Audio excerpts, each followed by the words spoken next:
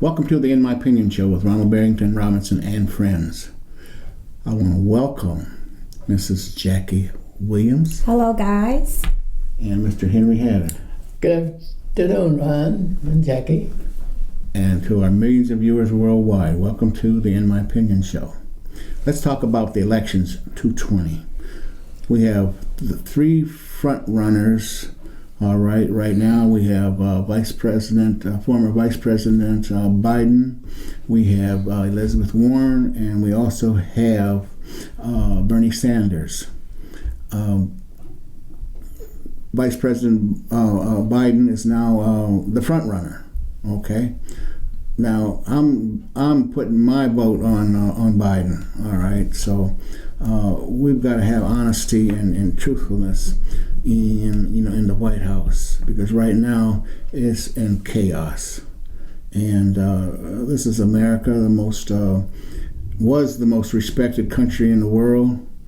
I don't know where we stand now. It's my friends in Canada, they're saying that it's horrible, and that's the first time I've ever heard that from them. But their Prime Minister Justin Trudeau, he just won re-election. But moving back to the United States, Jackie, what is your thoughts on the election for 220? As far as the Democratic Party, we ran into this issue last time in 2016, where we had so many candidates that we didn't have enough time to focus on the one candidate that's going to bring home the trophy. And when I review the candidates at the last debate, they bring up very good subjects, but I listen also to CNN, and I actually watch Fox News. I know, surprise, but I have to know what the talking points are everywhere. And one of the things that they're banking on is that we are so far left that we're going to lose a lot of conservative voters, because if I just take Elizabeth Warren, Medicare for all. My husband is a UAW worker, and my insurance is pretty decent. I like my insurance. I don't want Medicare for all, so I'm not interested. And this is what you need to make sure that you're not doing. You can't push your plan down people's throat, especially when the price tag has not been determined, which we know is going to be very high based on Biden's information. So these are the things that are causing us to lag behind where we should be. According to the performance of our current president, we should be well ahead of the crowd. But because we have some issues that we have not worked out within our own party, it is going to cause us to be stagnated, and we might not be progressive like we need to be at this time in the polls. And the ones that are still at 1%, rally behind somebody that's winning. Take those funds and fund somebody that's have a chance to take this president out, because our goal, we need to focus on what our goal is. Our goal cannot be your personal goal, because that's what happened to us last time. Bernie Sanders would not take the defeat that he did not win, so he did not rally his supporters behind the front runner until it was too late. So we need to understand that if you're not the front runner and you're not the one that's pulling the polls, you need to withdraw and get behind somebody that is, and take that funding with you and your supporters, so that we can accomplish the number one goal, which is to defeat Donald Trump in 2020. Well, what is your suggestion then, for insurance? For people need insurance. Yes. All right, whether it's Medicaid, Medicare, whatever.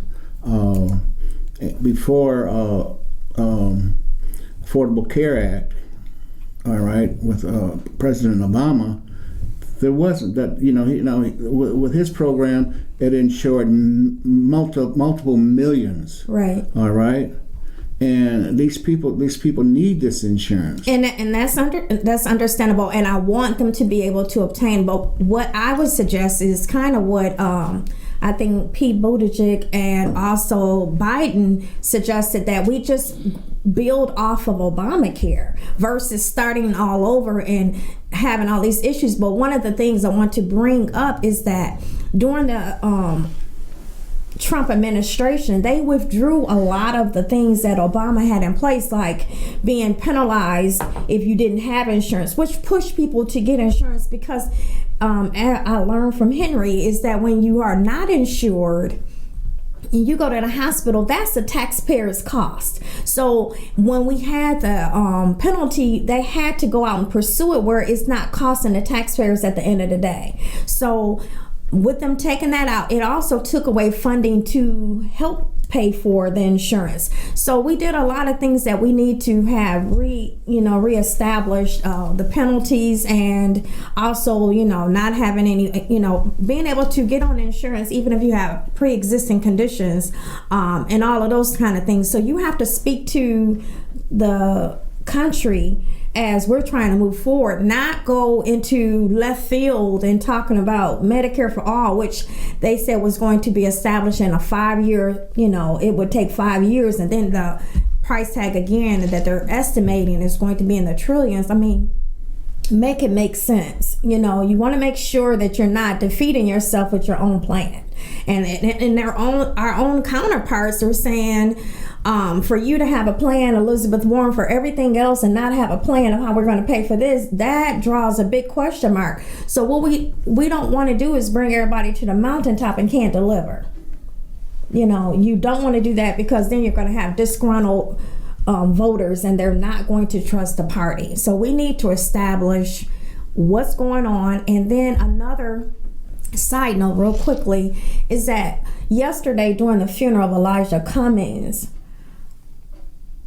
I was reading through Twitter, and I'm a Twitter person now because I read a whole bunch through there. And one of the things that a lot of Americans were saying, we missed the unity that Obama gave just in that speech. The different tones of what we have right now and what we had before.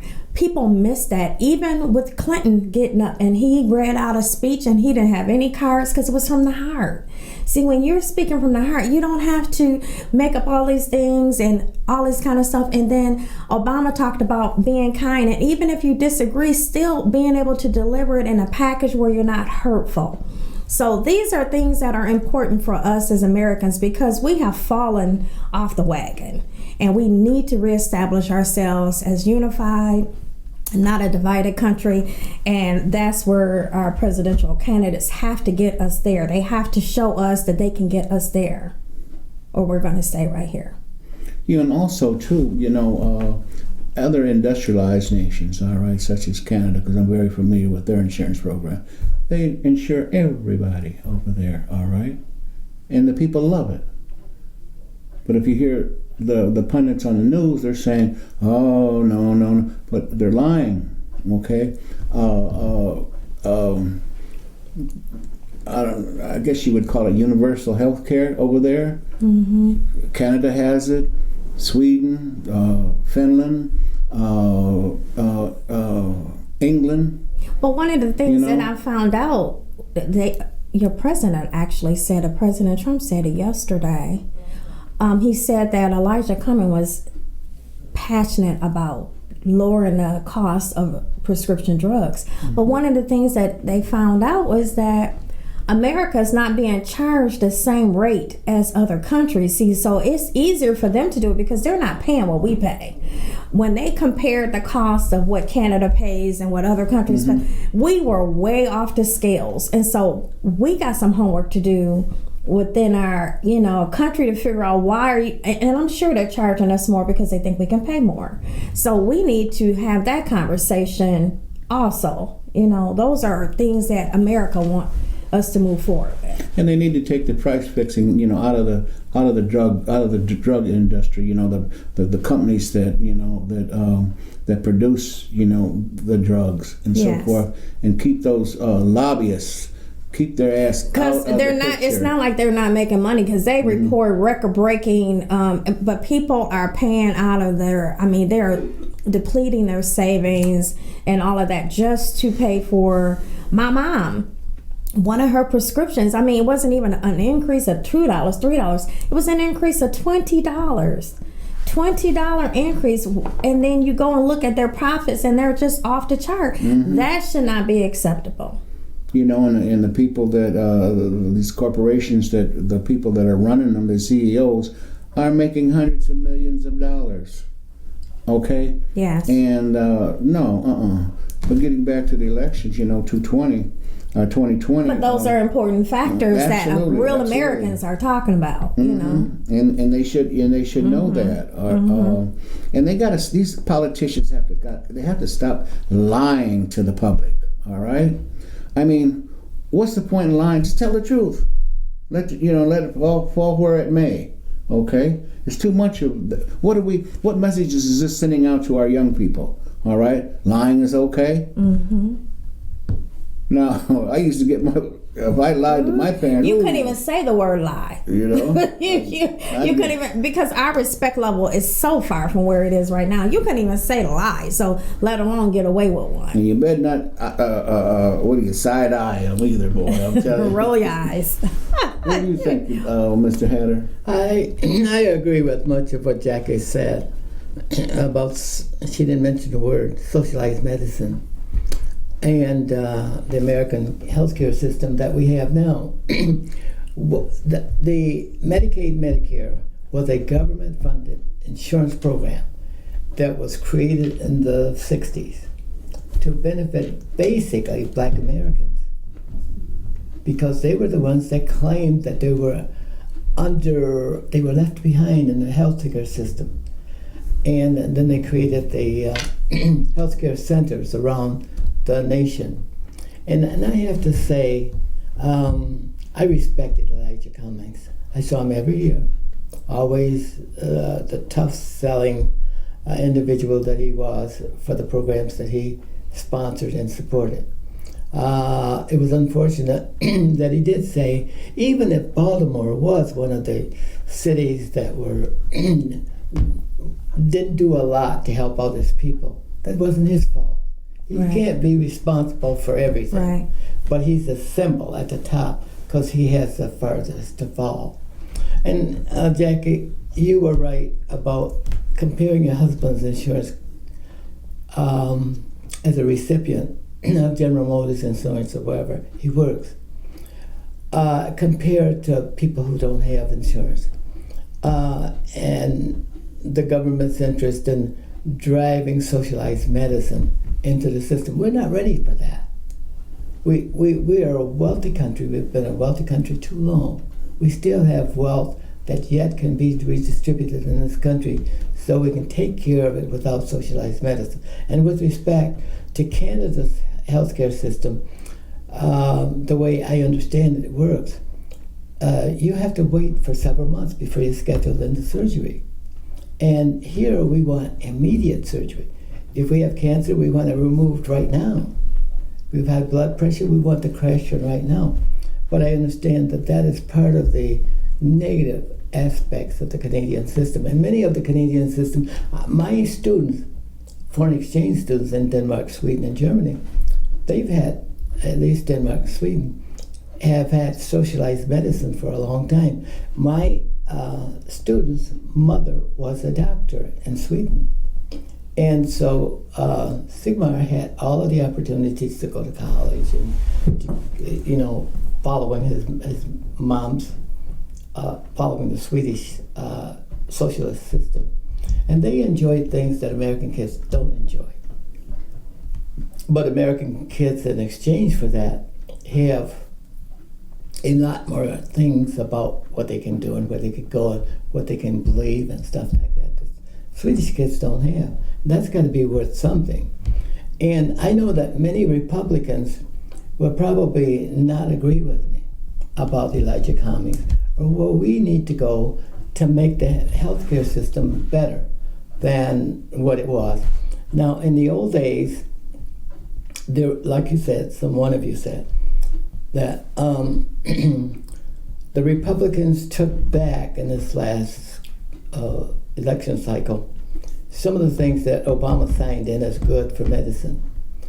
But notice which ones he didn't take back. Leaving kids on the insurance policy until 25, pre-existing conditions, because the Republicans wanted those things. You touch that, you got a fight on your hand.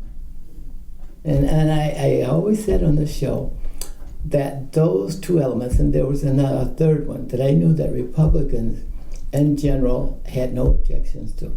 If they could have put that in Medicaid and Medicare, our system would have been solved because it saved millions by the Obamacare plan. Because that's what made the Obamacare plan what it is. And then another thing, not to interrupt you, you can continue, but I just want to bring in a note. Also, during the Trump administration, they removed the publicizing of when you enroll and all of that stuff. They took all of that off of TV so people wouldn't have that tool to know when to enroll. And then they reflected on the decrease in numbers. Well, if you take away the PR and you take away all the avenues to show that this is what you can do, yeah, people are going to, because everybody is not going to read. My principal said years ago, if you want to hide something, put it in a book or put it in, because some people just will not read. So that's another thing too, is that you used to have commercials all the time telling you it's time to enroll, whatever, and you don't have those anymore. But I would love to see the stats that show the difference now that you don't have that publicized and how many people are actually enrolling because of knowledge. The healthcare system is pretty much like the retirement system. See, the more people you have enroll, the burden is less for the individual. Mm-hmm. Yeah. And that's why government in its unique effort tries to get a lot of people enrolled. That should be its goal, so that it supports itself and don't have to be subsidized by government. Right. And those are the things that we have to be looking at and trying to reconcile the difference between the Republicans' view of healthcare in the United States and the Democrats. And I don't see a lot of differences. And I hope Republicans are listening so that they have picked up on what you said, because we don't need to fight this thing all the way to the cliff and fall off of it. Because that's what we're going to do. Yeah, we need to reconcile. It doesn't take much to reconcile healthcare in this country. It's attitude. In this fight about, since we're on insurance, okay, one party is advocating, but they have nothing to replace. Right. Yeah. All right. I just heard today they were talking about they're getting ready to introduce, here we go again, they're getting ready to introduce something else. They're getting ready to introduce another bill for insurance. And so, but there has been, again, no communication, the right people. And this is one of the things I want the Democrats to be listening. People are experts because of what they know. A wise person surrounds themselves with counsel that have wisdom. If you're the smartest person in the room, get out of that room, because that means you can't be taught anything. So I say that to say this. We need to pull off the people that do know and have them at the table, because in this administration, we have dismissed all knowledge, because our president says that there's nobody smarter than him. I beg to differ 50 times, to the 50th power, because it's scary when you think you're the only person that have knowledge. I don't think he really meant that. You don't? He says it all the time. I know he has follies and he has antics, but beyond that, he has substance too. Oh. But he also, there are many people that are kind of disgusted, misled by. And so, just make sure I'm not just being out there. Can you explain some of the substance? Because I just can't. Well, all he has to do is look at all of the things that he has, particularly in the job markets, the financial markets, in stabilizing our places around the world with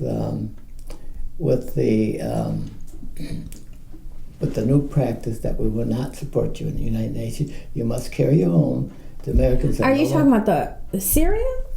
Are you talking about No, that? we're talking about all of the countries, including the European countries, where he says we will not be responsible for you. We will not shift that burden to the American people. You might not have heard that, but that's what he said, and that's what ticked off the people throughout Europe. Even in your party, it Yeah, ticked off the it did. Republicans Yeah, it did. because we are not a selfish nation, But we and don't that's have to be. But there's No. only so many things that we can support. yeah. But make it make sense. We don't withdraw soldiers so that ISIS can run free that's- and then say we're going to catch them later. That was No, the- make it make Yeah, sense. that I'm sure if he thought about that, he would think about that too. But if he had listened but to it- counsel, he would have never done it. That's Yeah. my point. But many times, the president, he looks at himself as the president, with the power of the people behind him. He's like a Greek god. And, He thinks he is. well, we don't care what he thinks. Congress, the Constitution gave him that power. Not that power. That power. That's They why gave he's him that being. power. That's why he's being tried for. He's abusing his power, because that's why you have the three branches as you spoke of. Yeah. It's because it's a check and balance. I can't check and balance you if you're stonewalling me. Yeah, but so see, mm-mm. with the check and balance, this is how it works. Congress must exert all of its power to control every bit of it. So must the president, the enforcement power. That's Right. the president. And so was the Supreme Court. Therefore, they will be checks and balances against each other. Right. And there won't be the encroachment of power by either Congress, and we've had those happen in the past, Right. or the president. There has been times the president has been too strong, and Congress has to step up and say, hey, we got to take some of your power away from him. That happened in 1932 when President Roosevelt said to the Supreme Court, I want to expand the Supreme Court because you guys won't let me have my way with a New Deal. So I'm going to propose to Congress to increase the Supreme Court by so many people, I don't remember how many. And so the Supreme Court backed off, What year was that? 1932. So in 2019, right now, that's why we're getting ready to check his power, and then that will be in the history books as well. Well, yeah, it depends on how this thing comes Yeah, out. I understand. And but- because of the same But there are checks situation. and balances. Right, I But- agree. And we know that if you don't take them to the limit, we don't know whether we have check and balances occasionally. And that's a very good point, because that's what they were saying. We have never had anybody push us to this limit. But also what the judge said yesterday was there is a limit. There's a lower court judge. It doesn't matter. Yeah, she was doesn't she matter. was She upset. just said that there is a check and balance. And But someone said, Judge, do this. I don't think that was an independent judgment all of her own. how many cases do we have where judges had to say, Yeah. turn over the information, turn over the taxes? This is what I'm saying. I thought the turnover of the taxes was a good case for that. I think all of them are good cases, because the whole point is, how can I have a check and balance over you if every time I ask you for a document, you say you're not going to give it to me and I got to go to court?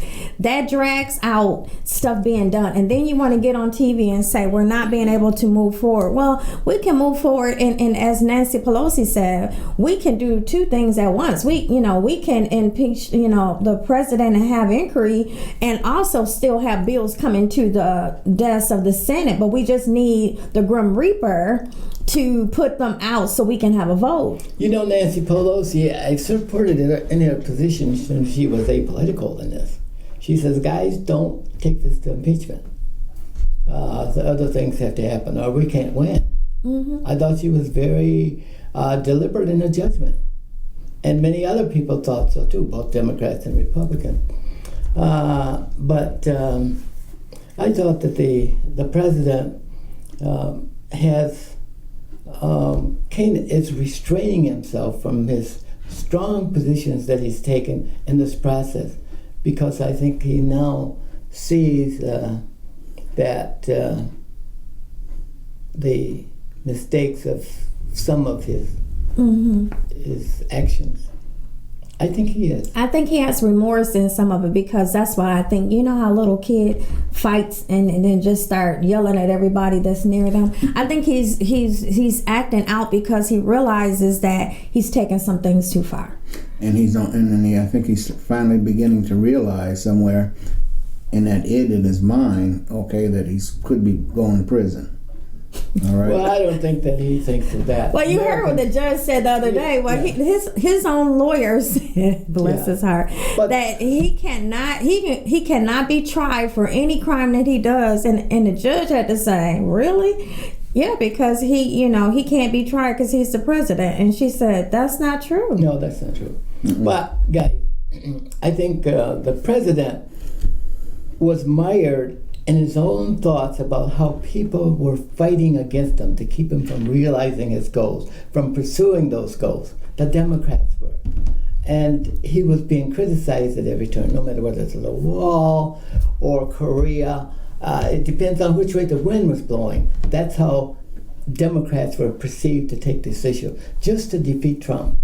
And I remember that it was unregrettable that this happened.